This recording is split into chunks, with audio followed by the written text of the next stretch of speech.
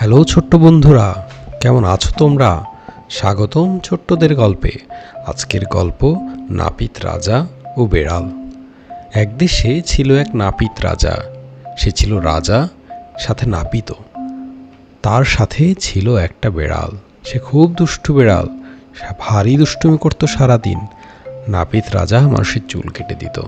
মানুষ তার কাছে আসতো, সে সুন্দর করে তাদের চুল কেটে দিত।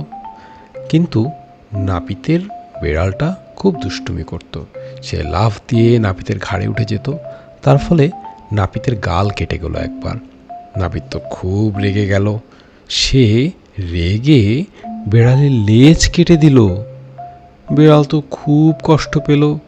সে কাঁদতে কাঁদতে পালিয়ে গেল। বেড়াল খুব কষ্ট পেয়ে লুকিয়ে থাকলো। তারপর প্ল্যান করলো কিভাবে নাপিতকে শায়েস্তা করা যায়।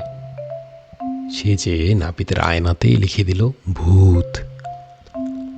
নাপিতের তেলে দিয়ে দিল মরিচ। আরও সে নাপিতের কেচিতে দিয়ে দিল লবণ। তারপর লুকিয়ে থাকলো।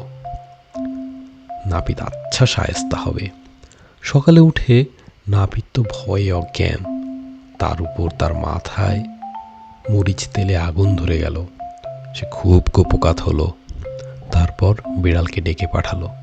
বিড়াল আসতেই নাপিত তাকে দুঃখিত হয়ে বলল, তোমাকে দায়িত্ব দেয়া হলো রাজকীয় বেড়াল নাপিত হিসেবে। তারপর তারা আনন্দে সবাই নাচতে লাগলো। নাপিতের বেড়াল এখন রাজকীয় নাপিত। সে অন্য বেড়ালের চুল কেটে দেয়। সব বেড়াল তার কাছে আসে। সবাই মহাখুশি। আমাদের গল্প এখানেই শেষ হলো। নটে গাছটি মুড়লো।